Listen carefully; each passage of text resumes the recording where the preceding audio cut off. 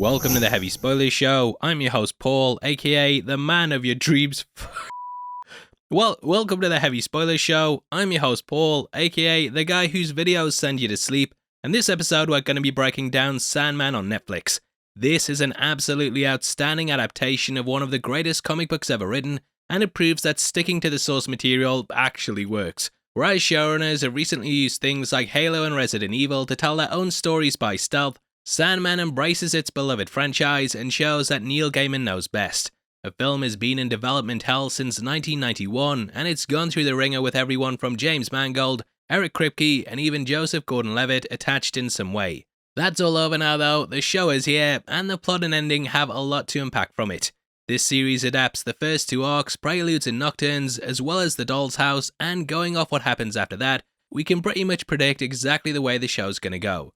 I want to break it all down, but up top, I thought I'd talk about the comic property and some of the Easter eggs in it. If you want to skip ahead and see us tackling certain sections in the video, then timecodes will be linked below, but I also hope that you hit the thumbs up button if you enjoy the breakdown. Now in case you don't know, the Sandman is part of the supernatural wing of DC, along with Hellblazer and the Sandman spin-off Lucifer. The original work is filled with nods to Batman, Green Arrow, Etrigan, Mr. Miracle, the Justice League, and it's awash with DC characters that are sadly removed from this entry. This is obviously due to casting and also rights issues, and who knows, Discovery could have cancelled the whole series for a laugh if it had been on HBO Max. Now Lucifer and Constantine appear in the show too, with their genders swapped so they don't clash too much with the other live action versions out there. Lucifer was originally based on David Bowie, but Gwendolyn Christie brings her own style to it, and judging by the ending, we'll no doubt be seeing her again very, very soon. Anyway, the comic was originally intended to be a revival of the 70s character the Sandman, but Gaiman ended up creating a wholly different version. However, the show does have some Easter eggs that call back to him when Jed dresses up in the original costume. Other DC Easter eggs appear in the basement when Jed suits up, and these include Captain Cold, Pied Piper, a maskless psycho pirate, a Batman action figure, and also a Flash one. And the show, much like the comic, starts with the capture of Dream by Roderick Burgess in 1916. Played by Charles Dance, Burgess is attempting to capture Death so that he can resurrect his son who died during the First World War. Now in the series we meet lots of the Endless, and for the next part of the video I want to break down who they are and also what Desire's plan is. The Endless are personifications of concepts like dream, destiny, death, destruction, desire, despair, and also delirium. Now they themselves also have specific rules attached to them too, and they can't really interfere with the lives of humans, even though they often do. They're also unable to form romantic relationships with mortals, except again, Dream does it anyway, but I'll explain that when we get to Hell, aka Sunderland. You having that? Now they're also not allowed to spill the blood of their siblings, meaning that Dream can't just kill Desire, which is incredibly important to the ending and Desire's plan. Most also have their own domain, with the main ones featured in the show being the Dreaming, and also Desire's home, the Threshold. Now Dream's capture at the hands of Burgess was taken advantage of by Desire because they resent Dream. Desire is an androgynous Endless that can appear as male or female due to being gender fluid, and they're played by non-binary actor Mason Alexander Park, who you may recognise from Netflix's Cowboy Bebop. Now episode 1 is a beat-for-beat recreation of the first issue, and we even have specific shots and panels that are referenced throughout. While Dream is captured, a sleepy sickness sweeps the world, with people either ending up stuck in sleep or unable to do it. Now this is important as the young girl Unity Kincaid was unable to actually awaken from her sleep, which allowed Desire to start the part of their plan. Unity was destined to become a rare Dream Vortex, which means that she connects all her dreams and could potentially destroy them. It's important to bear in mind that this is one of the rare instances that allows Dream to kill a human, and throughout the ages, he snuffed out the vortexes before they could completely wreak havoc. Now Unity did not become the Vortex due to Dream being imprisoned. In the comics we learn how this had a major effect on the 20th century, and it even led to things like the Second World War because people were unable to dream. At some point later, Desire impregnated Unity, and during her sleep she gave birth to Miranda, which then led to Rose. This means that Rose became the Dream Vortex, but as she was technically a blood relation to Dream, means that if he did his job and killed her, he would have unknowingly committed a cardinal sin against his entire family. As we mentioned earlier, the Endless are not allowed to kill their relatives, so what Desire is trying to do throughout the season is put him in the bad books. The punishment for this means he'd be hounded by the Three Witches, who themselves are based on myths and legends. Now each episode in the show roughly centers around an issue of the comics, though there are ones like episode 6 which combines two. Gaiman wasn't planning out these massive arcs when he was first crafting the run, but in hindsight this allows the show to introduce certain characters earlier. Nowhere is this seen more than in the Corinthian, played by Boyd Holbrook. Whole season I was like, is that him? And he completely sinks into the role, playing it like no other character that the actor has taken on before. Just before Dream is captured, he's unable to unmake the Corinthian, who is a nightmare that's gone rogue because he resents being unable to interfere with the waking world. Roderick ends up being helped by the villain so that he can cause chaos without worrying too much about being captured by Dream. Now in his absence, the dreaming starts to fall into disrepair, and various dreams and nightmares end up escaping, including Fiddler's Green, played by Stephen Fry. In addition to this, Dream's tools are taken from him, including his mask, Ruby, and also his sand. These allowed Roderick and his followers to live long lives, but it all ended when they were taken by his mistress, Ethal Cripps. Now she fled because Ethel became pregnant and Roderick wanted to terminate the baby, and thus she ran away before she was forced to do it. Now this child became John Dee, played by David Thewlis, which changes things up from the comics slightly, in that his role was played out by Dr. Destiny, and he was the one who ended up in the diner issue, which is pulled across to the season. Destiny was kept in Arkham Asylum in the source material, whereas here he's just in a mental health facility that he escapes from after getting the reverse Uno card. Dream is freed when Roderick's other son Alex breaks the spell, and finally he takes revenge on his captors. Now unfortunately, they don't do the forever waking curse that Dream puts on them in the source material. It's one of my favourite parts of the entire run, and it basically has a character having a nightmare, waking up panicked, seeing that everything is okay, before that then turns into its own nightmare forever and ever and ever. Really horrifying fate, but they simplify it quite a lot here. A Dream then goes to meet Lucien, and the first part of the series is about him getting his mojo back. Now other than being near comics accurate thanks to Neil Gaiman's efforts in pre-production, what's so great about this show is that it truly feels like a TV show. Most episodes have a beginning, middle and end, and unlike other comic book streaming shows, we don't get this stupid 6-hour movie thing that I think really hurts character development and also pacing. Now as part of his plan to get each of his tools back, he must consult the three, which are known as the Fates or also the Kindly Ones. They're sort of like the witches from Macbeth, though Shakespeare does appear in the series too. We see him making a deal with Morpheus, and in the comics, we actually saw that he went on to craft Midsummer Night's Dream, which got its own issue centered around it. This will probably pop up in season 2, but either way, the three speak in riddles and help him locate each item. Eventually he gets them back, and along the way he encounters John Dee, Constantine, and also Lucifer. During his journey through hell, we see a woman reach out to him called Nada, who we learn more about in the source material. A Dream took a mortal form, and the pair ended up falling in love with each other despite it being forbidden. According to the myth, the sun saw what they had done, and it melted her city, which led to her taking her own life.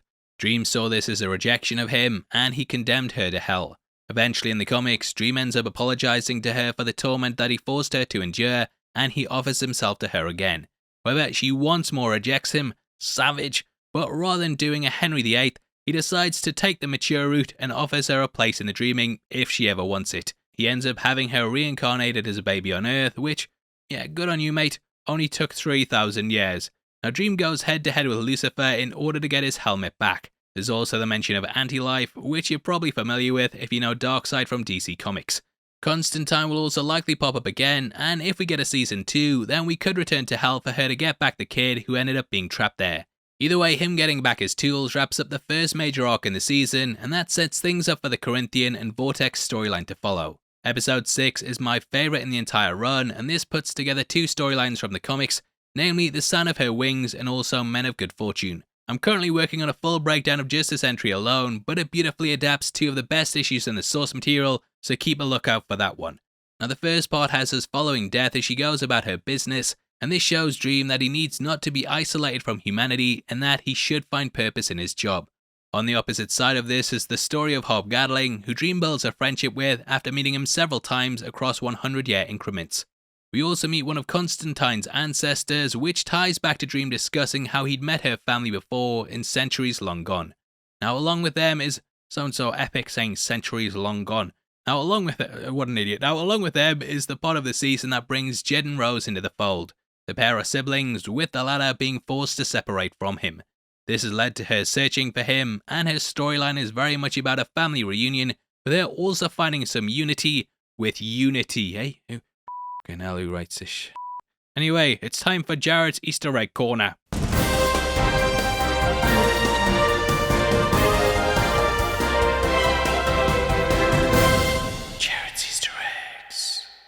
Okay, so along with Rose is her friend Lita, and actually in the comic, she's the daughter of both Wonder Woman and Steve Trevor. Her husband, though, goes one deeper to the source material to a character called Hector Hall. Now, Hector Hall is actually the son of Hawkman and Hawkgirl.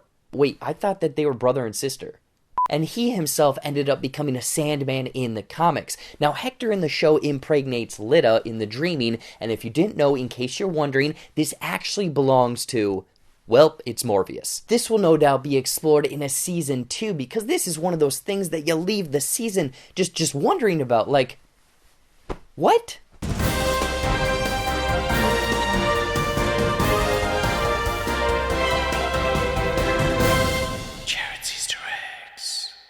That wasn't actually that bad. Now, the Corinthian wishes to use Rose as the Dream Vortex for his evil plans. Thus, he ends up kidnapping Jed. To make matters even more complicated, we learn that Gold has been using the child as well.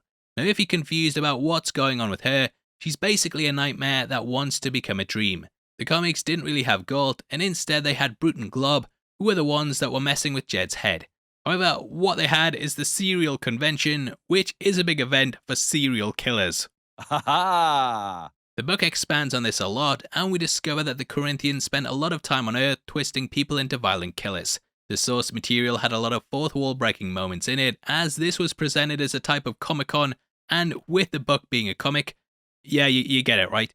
Now, Rose is accompanied by Gilbert, aka Fiddler's Green, and with Gold back, it's just the Corinthian that needs to return as Dream's last missing creation. Now, whilst Rose's Dream Vortex gains strength, Dream becomes vulnerable. This is why the Corinthian tries to convince Rose that Dream is the bad guy, because she has the potential to weaken him until the point of death. Dream ends up coming out on top though, and he ends up destroying the Corinthian, leading to the main villain of the season being taken out. Now, at this point, the show felt a bit like the Return of the King Extended Edition, with us getting lots of different endings. With Rose, we watch as the Dream Vortex starts to rage, and this is why several of the dreams start to collapse into one. Luckily, Unity makes a sacrifice, and after taking Rose's heart, she becomes the Dreaming Vortex, which leads to her death so that the domain can stabilize. Now, because of this, Desire's plans are over, and Dream threatens the character in a scene that's lifted straight from the comics. Those had the pair developing and an easy truce between each other, but I do hope that Season 2 goes beyond that, and that we see the two clashing once more, as Desire is by far the most mysterious villain in the show. Funnily enough, they were actually Dream's favourite sibling at one point, but animosity grew between the pair as he retreated to a life of solitude.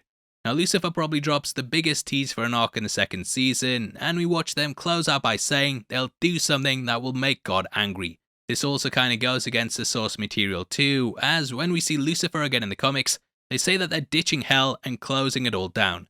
However, the show looks like Lucifer may lead to a hell war against Dream, but what would make God far more angry is Lucifer leaving to go to Earth like the comics.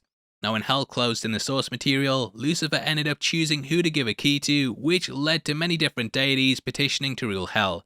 Azazel, the creepy being that speaks to Lucifer, was one of these, so I expect to see them pop up once more in Season 2. Now, I would expect that we follow Dream as he heads into hell once more to free his former love Nada if the show picks up on that arc. They could also tie Constantine in with that, and that seems to be the direction that the show is going. Now, with hell expanding, everything could end up being in turmoil, and it may be Dream's forgiveness of Nada that makes Lucifer stay their hand. They could end up seeing that forgiveness is extremely important and possibly call off the invasion, close hell, and then continue like what we had in the comics. It's all going to go down in Season 2, and as for this one, I think there were some really strong entries here and a lot that perfectly captured the comics. The opening episode, Diner 1 and Death 1 were all excellent. I think that there's something fans are really gonna like. However, I don't think it's perfect, and there are some bits here and there that I think could have been better explained for newcomers on the show. This includes Desire's plans, some of the realms, and also more about what was really happening with Rose. Still though, what we got is one of the most solid adaptations of the work that I think we could have. The show is stunning at points, and it's laced with so many cool little details. Even things like signs being in gobbledygook in episode 8, because text in dreams comes out like that shows how much attention to detail that they were paying. However, I think that the ending kinda dropped the ball a bit, with us getting half an hour of teasers rather than a climactic end to everything. The Corinthian kinda went out in an understated way, and I just wish there'd been more of a focus on that, rather than the Vortex and the 10-minute Lucifer scene. Still, I'm complaining about very minor things in the grand scheme, and hats off to those involved for bringing us the best adaptation that I think we could have got. I've not really seen Tom Sturridge in much, but he brings a very somber, slow-talking dream that has a great presence to him. He's enigmatic, and though he's probably difficult to relate to, he's arguably one of the best portrayals of an entity like this that we've ever had. I really hope that the show is popular, and I think that those who love the source material will find a lot to like here.